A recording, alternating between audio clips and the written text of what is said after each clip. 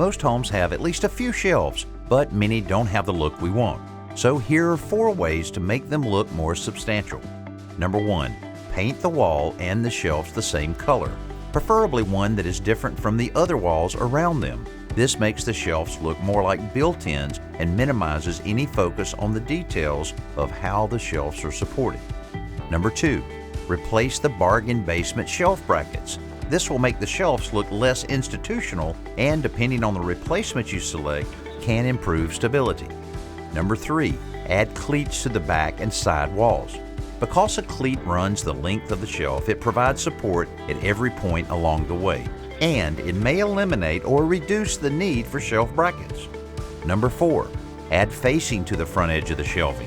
Attaching a vertical 1x2 to the face of the shelves doubles its perceived thickness, making it look more substantial in many cases, giving it the appearance of cabinetry. Plus, the addition helps stiffen the shelves, giving them more strength.